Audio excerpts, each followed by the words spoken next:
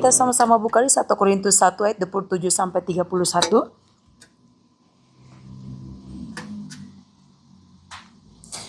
Korintus 1 ayat 27 sampai 31.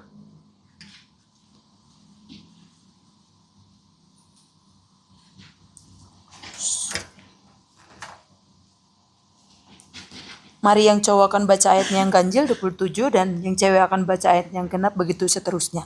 2, 3. Tapi apa yang bodoh bagi dia dipilih Allah untuk memalukan orang-orang yang berhikmat, dan apa yang lemah bagi dia dipilih Allah untuk memalukan apa yang baik. Dan apa yang tidak terpandang dan yang hina bagi dunia dipilih Allah, bahkan apa yang tidak berarti dipilih Allah untuk meniadakan apa yang berarti. Supaya ada seorang manusia yang mengganti diri di hadapan Allah. Tetapi oleh Dia kamu berada dalam Kristus Yesus, yang oleh Allah telah menjadi hikmat bagi kita. Ia membenarkan dan menguduskan dan menebus kita. Karena itu seperti ada tertulis, barang siapa bermuka, hendaklah ia bermuka. Oke. Ayat 30 dia bilang begini, tetapi oleh Dia kamu berada dalam Kristus Yesus, yang oleh Allah telah menjadi hikmat bagi kita. Ia membenarkan dan menguduskan dan menebus kita. Terima kasih teman-teman sudah membantu untuk baca. Saya terberkati sekali dengan ayat ini karena pasti kita senang sekali. Apalagi kita ini yang kurang berhikmat. Menurut ukuran dunia yang Debbie pernah bilang di sini atau di HG, sudah bodoh, sudah ini gitu. Nah, kita berangkatnya dari situ. Kita dengar ayat ini menurut saya pasti senang sekali. Karena apa? Secara hikmat kita berkurang. Tampan atau cantik pun mungkin gak terlalu. Karena menurut standar-standar tertentu. Dan banyak hal lainnya. Ya, mungkin kita tidak terpandang. Menurut dunia kita ini bukan orang-orang yang punya talenta yang spesial. Public speaking oke dan lain sebagainya. Dan kita waktu baca ayat ini, kita bersyukur sekali. Karena apa? Karena kita dipilih yang sebenarnya menurut ukuran manusia nggak layak. Tapi di mata Tuhan, kalau kita baca di ayat yang lain bahwa kita yang bodoh menurut dunia ini, tapi waktu kita di tangan Tuhan, kita itu bisa lebih hebat dari mereka yang berhikmat menurut dunia. Tapi teman-teman, kadangkala kita sebagai anak-anak Tuhan, kita cuma berhenti di situ. Salah nggak? Nggak salah. Berhenti waktu kita dari yang lemah, terus kita dipungut sama Tuhan. Waktu kita yang kurang berhikmat, waktu dipungut sama Tuhan. Waktu kita yang tidak terpandang, kita dipungut Tuhan. Kadangkala kita cuma berhenti di bersyukur seperti itu. Padahal ada yang menarik. Di ayat yang tadi yang saya baca, tetapi oleh Dia kamu berada dalam Kristus Yesus, yang oleh Allah telah menjadi hikmat bagi kita. Ia membenarkan dan menguduskan kita. Saya merenung, waktu saya membaca ayat ini, ada dua hal yang saya pelajari. Tema kita tahun ini adalah Tuhan sudah menyediakan. Amin. Tuhan sudah menyediakan. Nah, dua hal yang saya pelajari ini dari waktu apa sebenarnya yang menghambat kita. Kok kita ini nggak mengalami Tuhan yang sudah menyediakan. Hal yang pertama. Kenapa kita belum mengalami Tuhan sebagai penyedia dalam hidup kita? Yang pertama, kita belum benar-benar putus asa atau masih ada hal yang kita andalkan. Ya. Firman Tuhan kembali lagi di atas. Dia bilang begini, tetapi apa yang bodoh bagi dunia dipilih Allah untuk memalukan orang-orang berhikmat. Dan apa yang lemah bagi dunia dipilih Allah untuk memalukan apa yang kuat. Dan apa yang tidak terpandang dan yang hina bagi dunia dipilih Allah. Bahkan yang tidak berarti dipilih Allah untuk meniadakan apa yang berarti. Nah, kenapa saya bilang tadi? Hal yang sering kali menghambat kita. Kenapa Tuhan tidak menjadi penyedia dalam hidup kita? Bukan Tuhan tidak menjadi penyedia. Kenapa kita tidak mengalami penyediaan Tuhan yang sempurna itu dalam hidup kita? Ini yang menarik. Ini yang saya tangkap. Kamu belum benar-benar putus asa. Kamu masih merasa, meskipun kamu bersyukur dengan ayat ini. Saya bersyukur dengan ayat ini. Tapi sebenarnya nggak berhenti di situ, teman-teman. Masih ada sesuatu yang kita andalkan sehingga seringkali Tuhan itu mau bekerja tidak bisa. Kamu masih mengandalkan dulu teman-teman gini. Waktu kamu masih belum bisa, waktu kamu baru datang dari kampung halaman, waktu kamu masih penuh dengan dosa, waktu kamu masih bahasa Indonesiamu jatuh bangun, lalu temanmu gak banyak. Lalu kamu merasa paling bodoh, kamu merasa paling hina, kamu merasa kayaknya kamu gak cocok, kayaknya kelihatannya kamu paling bodoh. Dan di situ saya tahu satu-satunya yang kamu cari adalah Tuhan. Karena kamu tidak punya siapa-siapa. Karena kamu tidak punya apa-apa. Kamu benar-benar mencari Tuhan sampai putus asa. Ya, saya pelan-pelan. Karena Alkitab ini bilang gini, yang paling hina itu dipakai Tuhan. Tapi pertanyaannya, apakah sekarang kalau kita ditanyain satu persatu, kamu masih punya gak perasaan itu? Oh, kan kita adalah ciptaan yang baru, yang lama sudah berlalu, yang baru sudah datang. Sekarang kita boleh dong, gak salah. Gak salah teman-teman. Bersyukur kalau kamu sudah sampai di pengertian itu, bahwa yang dulu sudah berlalu, sekarang kita ini ciptaan yang baru. Tapi pertanyaannya, kamu ciptaan yang baru, kalau kamu berdiri di hadapan iblis, ya kamu akan declare dong, saya ciptaan yang baru. Waktu iblis menakut-nakuti kamu, waktu iblis mengintimidasi kamu, kamu akan bilang, hey iblis, saya adalah ciptaan yang baru yang lama sudah berlalu dalam hidupku. Tapi waktu kamu di hadapan Tuhan, kamu gak akan pernah bisa mengalami anugerah demi anugerah, penyediaan demi penyediaan, waktu kamu tidak surrender total sama dia. Harus ada sebuah perasaan yang dimana kamu putus asa. Putus asa dalam artian ini menyerah terus tidak buat apa-apa, bukan. Putus asa dalam artian, saya ingat pastor siapa sudah dari India yang khotbah di Pastor Sadhu Sudarsi. Desperate bahasanya dia. Yang dimana kamu sampai, Tuhan kalau kau gak tolong gak bisa. Semua tahu kisahnya wanita 12 tahun pendarahan. Di Alkitab itu dia bilang semua hartanya sudah habis. Nah masalahnya teman-teman, kamu kalau dompetmu belum benar-benar kosong, kita kan gak berserah. Masih ada 100.000, masih ada om dan tante yang biasa transfer. Papa mama pekerjaannya masih lancar. Akhirnya kita tidak belajar yang namanya iman. Kita tidak belajar yang namanya beriman. Oh, kalau ngerjain tugas masih ada AI, saya masih bisa tanya ke dia. Kamu tanya ke kakak-kakakmu yang dulu belum paham tentang AI. Ya satu-satunya kalau nggak ngerti ya tanya Roh Kudus. Kita masih belum ada perasaan yang benar-benar putus asa yang harus, Tuhan kalau kau nggak tolong nih aku nggak bisa. Satu-satunya kalimat yang diucapkan oleh wanita 12 tahun pendarahan cuman bilang begini, saking dia udah nggak punya pengharapan, saking dia udah nggak bisa berbuat apa-apa, hartanya yang dia kira kalau dia keluarin 10 juta mungkin itu bisa operasi atau apapun, minum obat herbal semua segala macam, itu ternyata nggak bisa menolong. Sampai ada di fase di mana dia benar-benar putus asa dan dia bilang, Tuhan asalku jamah jumpai jubahmu pasti aku sembuh. Tinggal itu satu-satunya. Kamu bisa bayangin sekarang, kamu bisa bayangin kalau kamu yang di posisi wanita 12 tahun pendarahan, kamu mungkin dengan gemetar, kamu kira keluarin darah setiap bulan, setiap hari. Dia mungkin dengan gemetar, bahkan mungkin suaranya tidak keluar, tapi menjerit dari hati dan imannya. Ayatnya bilang bahwa Tuhan memakai yang hina, yang bodoh, yang tidak berhikmat, yang lemah menurut dunia, untuk memalukan dunia, untuk dipakai jadi waktu di tangannya dia dibentuk. Tapi pertanyaannya sekarang, seberapa banyak atau seberapa surrender kita sama dia supaya kuasanya jadi nyata sempurna lebih. Firman Tuhan berkata, waktu aku lemah, maka aku jadi kuat. Tapi pertanyaannya, sekarang kamu di hadapan Tuhan, seberapa putus asa kamu sama Tuhan? Saya baca bukunya Watchmeni. Watchmeni bilang begini, dia cerita tentang satu orang tenggelam.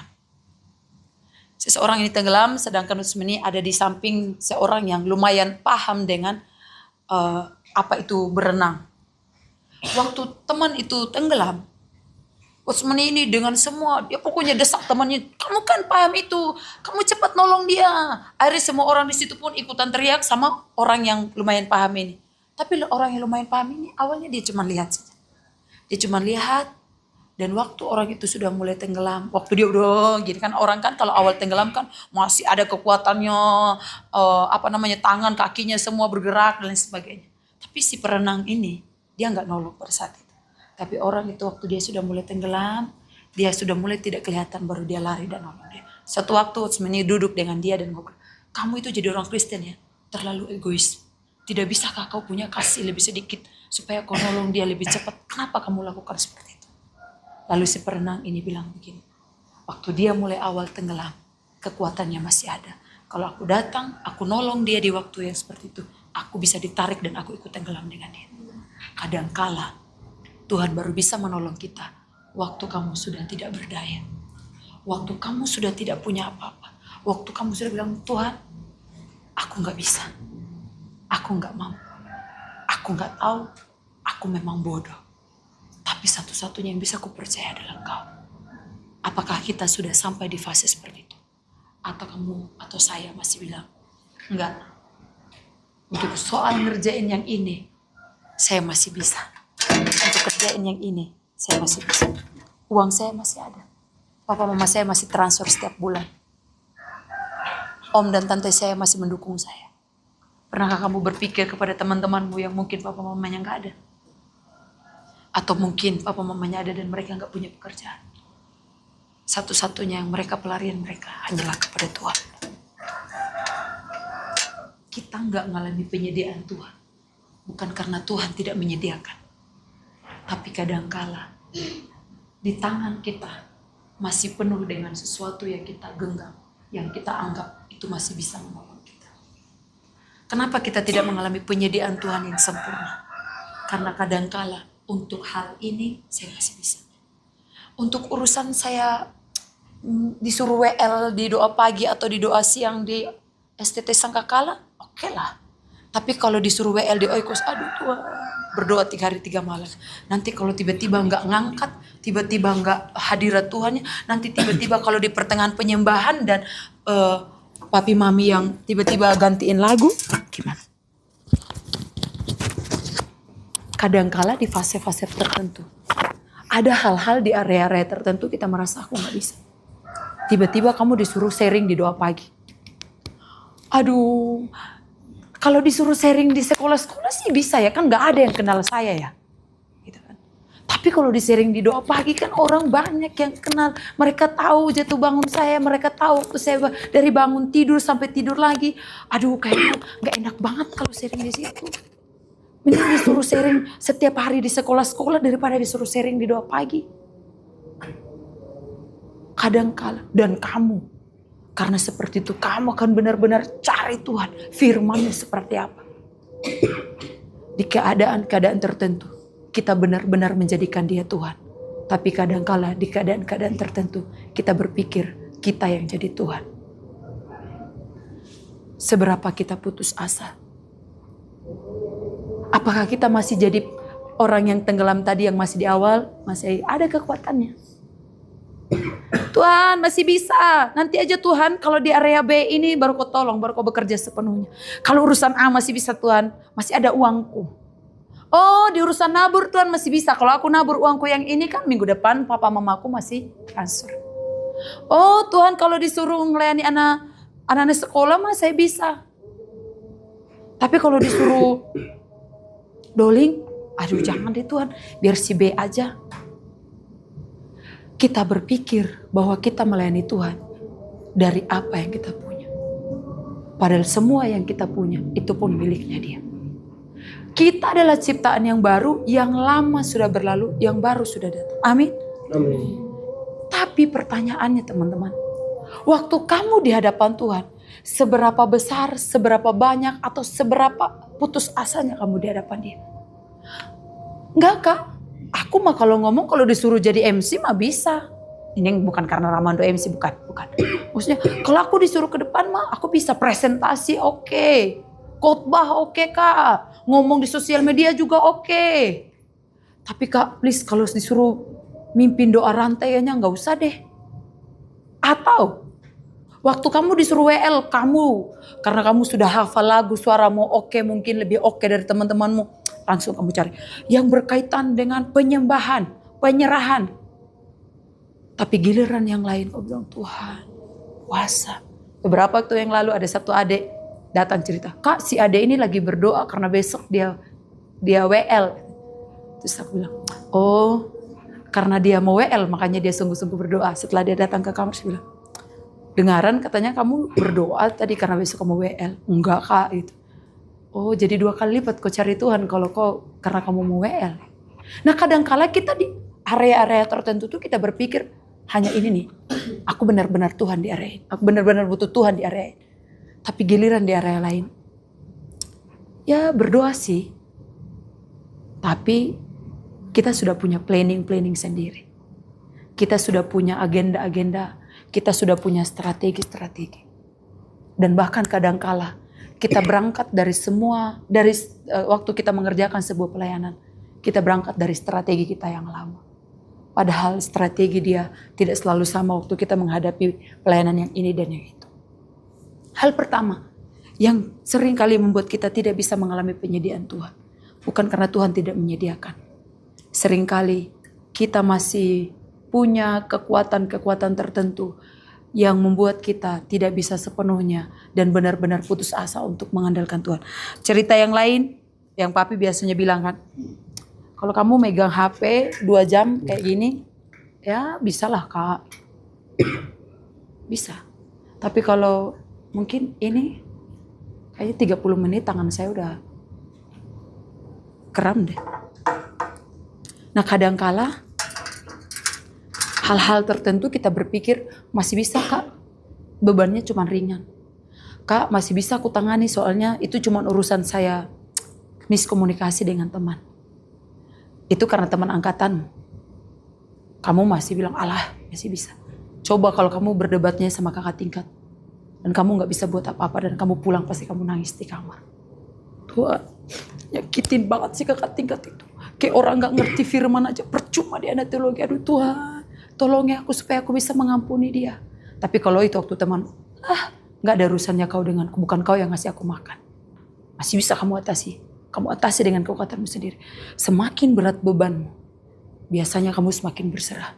Tapi mau sampai kapan? Seolah-olah kita ini dapat hukuman terus. Padahal sebenarnya kata papi, kamu gak harus lewatin itu. Cuman kata papi, biasanya anak muda kekuatannya masih banyak. Pengen nyoba-nyobanya masih banyak. Gak apa-apa, silakan nanti kalau sudah capek cari Tuhan. Hal kedua yang menghambat kita gak ngalami penyediaan Tuhan. Yang saya pelajari di ayat ini adalah, dia belum jadi semua. Kalian masih ingat, papi sering bilang gini, Tuhan itu grosiran bukan eceran. Kan? Jujur saya waktu dengar itu kan papi biasanya cuma ngomong kayak gitu terus habis itu gak ada lanjutannya ya. Saya renungkan grosiran dan bukan eceran nih apa? Kok papi nih ngomong gitu Tuhan itu grosiran dan bukan eceran. Nah ini teman-teman, kalau papi mami ngomong di sini ataupun kakak-kakak ngomong direnungkan. Bukan hanya cuma catat di note. Terus waktu kamu butuh buat story baru kamu buka kembali notemu untuk ngambil cuplikan atau kata-kata dari notemu itu untuk bikin story. Bukan, direnungkan, dihaga, di apapun lah bahasanya. Lalu saya bilang, Tuhan, papi ini sering sekali ngomong grosiran, bukan eceran. Lalu saya baca ayat ini. Tetapi oleh dia kamu berada dalam Kristus Yesus yang oleh Allah telah menjadi hikmat. Oleh Allah telah menjadi hikmat. Telah menjadi hikmat bagi kita. Ia membenarkan, menguduskan dan menebus kita. Yang kedua, dia belum jadi semua, masih jadi eceran dan bukan grosiran. Artinya adalah teman-teman, siapa di sini yang pagi hari berdoa? Bangun tidur berdoa. Kakak nih nanya, bangun tidur berdoa, ya tentulah kak, pasti kan. Tapi kadang-kala teman-teman waktu kita berdoa, Tuhan, pagi hari ini berikan saya kesabaran, ya kan? Tuhan hari ini berikan saya kasih yang penuh untuk mengasihi adik-adik saya, untuk mengasihi teman-teman saya. Salah enggak? Enggak salah. Tapi ternyata waktu saya baca ayat ini di terjemahan lain, saya terjebak. Karena saya menginginkan kasihnya. Tapi kadangkala saya tidak minta pribadinya. Pelan-pelan ya. Kadangkala saya minta kesabaran. Kesabaran itu adalah bagian dari buah-buah roh. Saya minta kasihnya, saya minta sukacitanya, saya minta damai sejahtera, ataupun 9 buah roh lainnya. Tapi seringkali saya tidak minta dia. Padahal dia adalah perlindungan, dia adalah kasih, dia adalah cinta, dia adalah kekuatan, dia adalah pengharapan, dia adalah kesabaran, dia adalah sukacita, dia adalah kemenangan, dia adalah ketenangan. Seringkali kita ini mintanya yang eceran, padahal dia grosiran. Seringkali kita cuma minta kasihnya, padahal waktu kamu minta pribadinya untuk jadi tuan di hidupmu sepanjang hari itu, kamu gak cuma dapat kasih doang. Kamu dapat kasih, kesabaran, ketenangan, damai sejahtera, penguasaan diri, bahkan hal lainnya. Waktu saya renungkan ini, iya ya. Gak salah sih teman-teman, mungkin karena kamu belum dapat pengertiannya sampai sejauh itu. Tapi seringkali, nah akhirnya saya mengerti. Roh Kudus, itu loh yang dimaksud papimu. Tuhan itu grosiran, bukan eceran. Bahkan, kalau di hal lain kan, dia datang, kadang kan itu bicara tentang dia mati di atas kayu salib. Dia bukan hanya tentang membayar sakit penyakit, bukan. Sakit penyakit, kutuk, kemiskinan, kebodohan. Bicara dengan tentang itu juga. Tapi kebetulan yang Tuhan singkapkan pagi hari ini adalah dia itu grosiran, bukan eceran. Jadi waktu kamu pagi hari, waktu kita berdoa, Tuhan berikan aku cintamu. Biasanya itu yang aku, Tuhan berikan aku cintamu untuk mengasihi adik-adikku sepanjang hari ini. Salah nggak? Nggak salah. Tapi kita terlalu receh untuk minta satu-satu. Jadi kadang kita berpikir kasih itu terpisah, kesabaran itu terpisah sendiri, penguasaan diri itu terpisah sendiri, shalom itu terpisah sendiri, damai sejahtera itu terpisah sendiri. Padahal waktu kita dapat di dalam dia, di dalamnya dia itu loh terkandung semuanya. Nah pertanyaannya, sekarang dia benar-benar sudah benar-benar jadi Tuhan belum di hidup kita? Karena teman-teman, waktu kita lahir baru, semua sudah lahir baru di sini. Amin. Semua sudah lahir baru. Waktu kita sudah lahir baru, papi selalu bilang, kita berhenti di situ. Kita berhenti. Padahal firman-Nya berkata oleh dia, dari dia, untuk dia. Kita puas waktu kita yang dulu perokok, peminum, penjudi ataupun pezina, dan sekarang sudah tidak melakukan itu. Kadangkala kita puas. Oh, aku kan sudah tidak melakukan dosa itu lagi. Dan waktu kita sudah berhenti di situ, dan seterusnya kita mulai pakai daging atau kekuatan sendiri, memikirkannya pakai isi kepala sendiri, mengerjakannya dengan kekuatan sendiri. Padahal firman-Nya Tuhan di jemaat apa itu? Adakah kamu terlalu bodoh? Kamu sudah memulainya dengan roh, kenapa kamu mau mengakhirinya dengan daging? Artinya adalah dulu tuh waktu kamu nggak ngerti apa-apa, Tuhan tolong saya, aku nggak bisa, aku nggak mampu. Akhirnya Tuhan bekerja di hidupmu dengan semua penyerahan. Akhirnya dosamu semua sudah diampuni, kamu diterima. Akhirnya kamu mengerti, sekarang kamu identitasnya anak Allah. Pertanyaannya sekarang waktu kamu mengerjakan itu apa? Saya mendapat remanya Roh Kudus menjelaskan lewat buku yang saya baca. Keluar dari tank apa bahasanya papi itu, yang orang yang berperang itu loh. Waktu musuh menjebakmu dari sisi lain, padahal sebenarnya dia ada di sisi lain, mau tembak kamu dari sisi lain. Itu bukan bicara tentang kamu sudah, oh dulu aku udah gak nonton film-film seperti itu, dan sekarang bukan. Tapi bicara tentang apa? Waktu biasanya dulu, Tuhan kamu kalau ngadapin sesuatu, Tuhan tolong aku gak bisa kerjain ini. Jadi waktu kamu sudah tidak lagi seperti itu, kamu sudah mulai pakai kekuatanmu, pakai idemu, itu artinya kamu keluar dari tank itu. Waktu kamu sudah gak ngandalin Tuhan lagi, waktu kamu sudah keluar dari situ, itu bukan bicara tentang keluar dari tank, itu bukan bicara, oh yang kemarin aku sudah gak buat dosa, hari ini aku udah buat dosa, bukan. Itu mah masih mudah sekali untuk dikenal. Itu kelemahan-kelemahan yang pasti kamu akan cepat sekali nyerahin. Tapi kadangkala ada hal yang bukan berbau kelemahan, yang kita anggap kekuatan, potensi, maupun kelebihan. Oh, akunya nih orangnya pemikir kak, ide-ideku banyak kak. Dulu waktu kamu belum menyadari seperti itu, waktu kamu tidak mengerti, kamu akan mudah sekali cari Tuhan, mengandalkan Tuhan. Tapi setelah kamu menganggap public speakingmu oke, pikiranmu jalan, kamu keluar dari tank itu. Keluar dari tank itu bukan lagi kamu kembali ke dosa itu, bukan. Tapi bukan Tuhan lagi yang kamu prioritaskan cari untuk tolongin kamu. Tapi kamu mulai pakai kekuatanmu, kelebihanmu dan potensimu. Itu artinya kamu keluar dari tank. Kita masih terus menganggap pribadinya Tuhan tuh, kasih itu tidak ada di dalam dia. Padahal kamu gak mungkin menghasilkan buah roh itu kalau kamu tidak tinggal di dalam dia. Kita tidak mungkin hidup dalam roh kalau kita tidak tinggal di dalam Dia. Kalau tidak kita percaya bahwa kita sudah mati bersama Kristus, sudah disalibkan bersama Kristus, sudah mati bersama Kristus, sudah dibangkitkan, dan sekarang kita duduk di sebelah kanan Bapa memerintah. Itu nggak akan pernah bisa kalau nggak Roh Kudus yang mengingatkan kita, Roh Kudus yang reminder kita, ataupun terus berbicara kepada kita. Kita pasti tanpa sadar kita sedang keluar dari tank itu. Makanya firman Tuhan yang minggu lalu, deklarasi. Kita harus deklarasi. Ada yang namanya doa, ada yang namanya deklarasi. Kita deklarasi, kamu banyak yang anak SPS. Bahkan ini sudah selesai SPS yang youth. Bentar lagi kamu daftar mungkin yang SPS yang untuk umum. Gak salah. Tapi pertanyaannya, kadangkala kita berbangga dengan semua pengetahuan itu, kita tidak melakukannya. Kita tidak mempraktekkan. Padahal dari Dia, oleh Dia. Itu saya hafal sekali ayat ini karena kebetulan di gereja saya yang di Sumba itu biasanya kalau kami sudah tutup ibadah, sudah selesai, kita sudah habis hitung persembahan, sudah susun-susun kursi, biasanya para pelayan akan melingkar berdoa, sudah amin berdoa selesai, tangannya ditengahkan. Terus hafal ayat ini. Ya, saya tidak mengerti apakah setelah ayat itu dihafal, apakah mengerti maksudnya. Saya tidak mengerti dulu, saya tidak mengerti memang. Jadi dari Dia, oleh Dia, dan untuk Dia.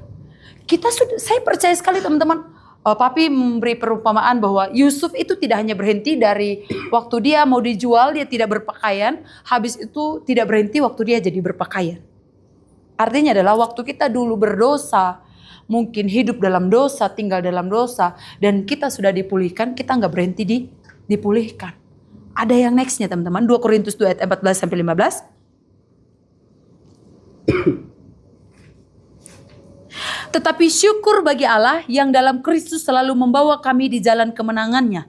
Dengan perantaraan kami ia menyebarkan keharuman pengenalan akan Dia di mana-mana. Sebab bagi Allah kami adalah bau yang harum dari Kristus di tengah-tengah mereka yang diselamatkan dan di antara mereka yang binasa. Teman-teman, kamu diambil dari kampung terus sekarang lahir baru. Terus karena kamu jadi lahir baru, karena kamu benar-benar kemarin kamu hidup dalam dosa dan kamu merasa kamu tidak bisa berbuat apa-apa. Tuhan memulihkan, kamu mengerti kamu identitas Allah, kamu identitas anak Allah, kamu diampuni, kamu dikasihi, kamu dicintai, kamu nggak cukup di situ teman-teman. Firman Tuhan bilang kita ini harus menyebarkan bau keharuman Kristus. Nah, bagaimana kita bisa menyebarkan bau keharuman Kristus kalau kita tidak tinggal di dalam Kristus? Supaya kita bisa bau babi, kita tinggal di mana? Di kandang babi. Kamu pakai parfum babi mah cuma sebentar, nggak tahan. Kalau mau bau babi, tinggal di kandang babi. Nah, kamu bagaimana kita bisa menyebarkan bau keharuman Kristus kalau kita tidak tinggal di dalam Kristus? Teman, kita bergaul dengan seseorang aja dari yang kita tidak pecinta kopi jadi pecinta kopi. Ada yang ketawa? Gak apa-apa. Jadi bagaimana kita bisa menyebarkan bau keharuman Kristus? Gak bisa. Jadi kalau teman-teman, saya percaya sekali bahwa kamu sudah memulai dengan Kristus. Amin. Amin. Saya percaya kita semua sudah memulai dengan Kristus. Tapi pertanyaannya sekarang, hari-harimu tuh isinya siapa? Kita sudah memulainya dari Dia loh. Dan kita mengerti akhirnya harus Dia. Firman Tuhan bilang manusia sudah kehilangan kemuliaan Allah. Untuk kemuliaan itu bisa diberikan ke Dia. Memang gak ada dari diri kita. Hanya waktu kamu manunggal, kata Oma Evi ya. Bersatu dengan Kristus. Unity. Apalagi tinggal dalam maligainya. Apapun lah bahasanya yang kamu ketahui. Hanya dari situ baru kita terpancar. Memancarkan. Apalagi sekarang yang tinggal dalam hidupku, roh kehidupan, roh yang membangkitkan Tuhan Yesus dari antara orang mati, sekarang tinggal dalam hidupku. Kan kita cuma hafal. Pertanyaannya kita terus hidupi nggak? Karena kalau kamu hidupi, kamu pasti ngalirin kehidupan sama orang lain. Nggak mungkin nggak? Waktu Kristus naik ke sorga, Dia kirim Roh Kudusnya jadi pembela, jadi penolong buat kita. Kenapa masih kita tolong-tolong diri kita sendiri? Sampai capek kan? Karena kamu nggak bergaul, karena kita nggak terus bergaul setiap hari dengan dia yang jadi penolong. All in one, di dalam dia itu semua tersedia. Bukan hanya eceran, grosiran. Waktu saya dibukakan ini, ya ampun cek, minta kasih seolah-olah beda dengan kesabaran. Kesabaran, ya maksudnya beda memang. Maksudnya seolah-olah dia tidak tersedia di dalam satu itu. Seolah-olah di dalam HP-mu ini kan ada aplikasi apapun lah kan. Not, Alkitabmu aja 3. Bahasa Inggris. Yang versi bahasa Inggris apalah itu namanya. Yang bahasa Indonesia. Apalagi kamus mungkin. Semua kamu punya kan. Semua aplikasi. Banyak sampai HP-mu pun ngelek. Dia di dalam dia itu. Waktu aku tahu kebenaran ini. Mungkin pernah dengar ya tapi belum disingkapkan. Di dalam Kristus itu loh. 9 buah roh itu loh. Kalau di Efesus 1 ayat 3 kan. Segala berkat rohani itu tersedia di alam surga. Waktu kamu di dalam Kristus, segala berkat rohani itu ya tersedia di dalam dia. Jadi gak usah cari yang lain.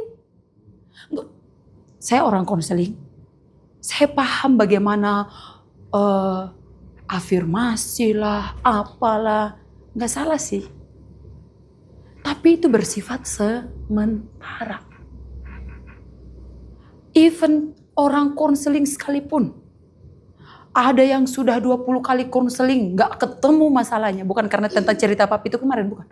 Saya menemukan itu. Saya dengar dari konselor saya. Kamu tahu kalau kamu konseling. Orang akan memancing kamu dulu. Atau gak kamu isi kuesioner atau apa bahasanya. Supaya dia berangkat. Dia mulai dari mana ngomong sama. Artinya apa? Nggak ada yang kekal, nggak ada yang abadi, nggak ada yang daripada Tuhan. Semua sementara. Jadi kalau kamu berpikir, aku mengesampingkan, menyimpan. No, kamu kasih, kesabaran, semua tersedia di dalam dia. Jadi waktu dia mati di atas kayu salib, dia mengubah identitas kita. Ya. Kematiannya di atas kayu salib itu mengubah identitas kita dari yang budak dosa, yang penuh dengan roh ketakutan, roh perbudakan. Sekarang kita ada Allah yang bisa memanggil dia ya Aba ya Bapa, yang punya roh keberanian, bukan lagi roh ketakutan. Kita juga bukan lagi hamba dosa, tapi hamba kebenaran. Identitas kita berubah. Nah sekarang waktu dia sudah bangkit, Roh Kudus tinggal dalam hidup kita, dia sekarang tinggal di dalam kita. Bagian kita adalah tadi itu loh, mengembalikan kemuliaan itu loh, kemuliaan yang hilang itu loh. Memang dari sumber pribadi kita nggak punya, nggak ada. Puji Tuhan, karena sekarang Dia ada di dalam kita dan kita ada di dalam Dia. Kita bisa mengerjakan itu. Itu apa? Pujian, ucapan syukur. Waktu saya tahu kebenaran ini, saya waktu menyembah, saya makin sukacita. Kenapa? Bukan karena habis ini aku ditambahkan kasihnya. Bukan. Karena di dalam dia, Kristus yang sekarang tinggal di dalam saya itu. Dia yang punya kasih, dia yang punya berkat, dia yang punya alam semesta, dia yang punya penguasaan diri, dia yang punya kesabaran, dan buah-buah roh yang lainnya. Dan hal-hal lainnya. Sekarang dia tinggal di dalam saya. Kristus yang punya semuanya itu. Jadi teman-teman, 2 hal yang menghambat kenapa kita tidak mengalami itu. Pertama, karena kita belum benar-benar putus asa, menyadari bahwa kita tidak bisa. Harus Tuhan. Masih ada hal-hal yang kamu anggap itu masih bisa jadi backinganmu. Masih ada hal-hal yang kamu anggap itu bisa jadi simpanan. Simpanan ini bukan yang negatif, maksudnya yang bisa jadi cadanganmu. Kalau bulan ini papa mama saya tidak transfer, ya nggak apa-apa. Masih ada uang yang saya simpan. Jadi kalau sampai tidak datang saya bisa pakai itu. Mas, kamu belum benar-benar seperti wanita 12 tahun pendarahan yang benar-benar udah nggak punya apa-apa. Jadi kalau Tuhan nggak tolong aku nggak bisa. Kamu masih menganggap kamu masih punya sesuatu.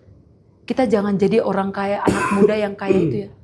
Tuhan, apalagi yang harus kulakukan? Nggak ada. Nggak ada yang kita bisa punya, nggak ada yang kita punya. Kalau Tuhan nggak ngerjain sesuatu, nggak ada. Manusia egois, manusia cenderungnya berbuat jahat. Kamu udah ada dalam Kristus aja, kamu bisa tetap berbuat jahat. Nggak ada yang bersumber dari diri kita, nggak ada. Kalau kamu bisa menyembah, kalau kamu bisa berdoa, kalau kamu bisa melayani orang lain, itu karena Tuhan mengerjakan dalam hidup. Bahkan kalau kamu bisa bersaksi bagaimana pengalamanmu dengan Tuhan, itu bukan dari dirimu, tapi karena Kristus yang mengerjakan dalam hidup kita. Kenapa? Semua pengalaman yang kita alami itu Kristus sudah alami. Jadi sebenarnya pengalaman yang kita alami itu bukan pengalaman kita, itu pengalaman Kristus. Kan? Tidak ada yang dari kita. Makanya ayatnya yang terakhir kan, dia bilang, barang siapa yang bermegah, hendaklah ia bermegah di dalam Tuhan. Karena nggak ada yang bersumber dari kita. Jadi kalau kamu belum benar-benar putus asa, nggak bisa kita mau ngalami dia, nggak bisa.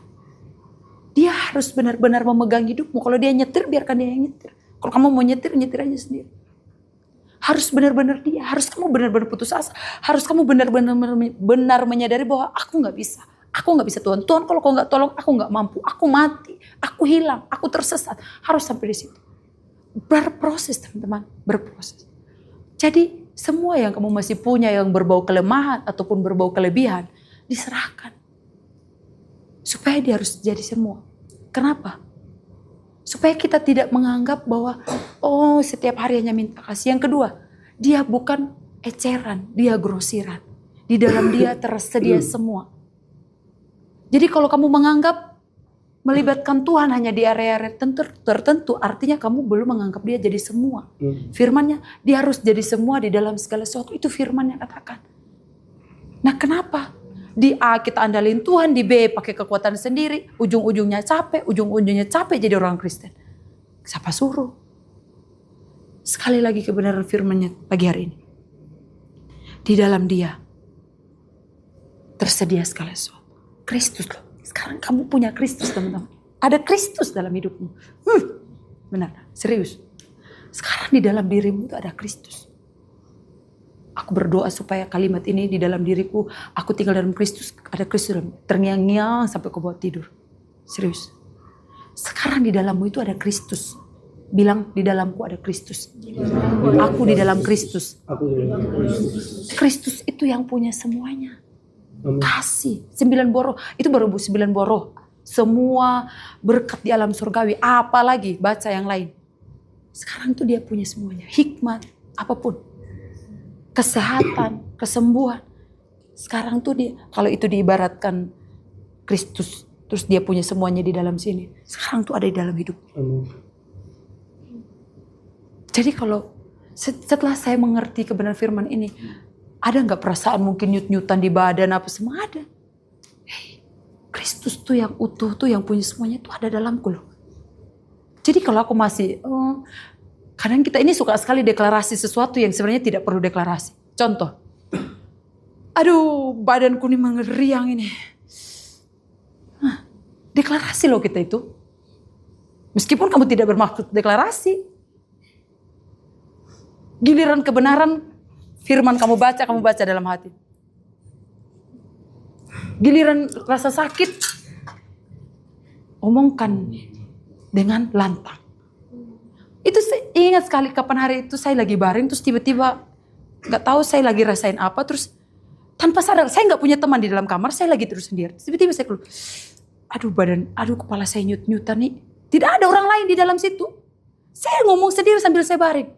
Terus kayak Roh Kudus nih, kamu gak punya teman di dalam kamar, bisa-bisanya kau deklarasi. Iya ya, saya deklarasikan ini apa ya? Giliran firman kalau baca Alkitab, termasuk saya, seringnya baca dalam hati. Giliran rasa sakit, diperkatakan. Firman dibaca dalam hati. Gimana telinga mau dengar? Aduh saya bertobat. Benar. Jadi teman-teman, mari kita sama-sama belajar ya. Mari sama-sama belajar. 2 hal yang menghambat kita nggak bisa ngalami dia Jehovah Jireh, yang menyediakan segala sesuatu. Pertama, karena kita belum benar-benar jadikan dia benar-benar Tuhan, atau benar-benar putus asa, desperate, karena masih ada yang kita andalkan. Yang kedua, karena dia masih kita anggap eceran. Di A kita perlu dia, di B kita perlu dia, di C tidak usah. Ingat,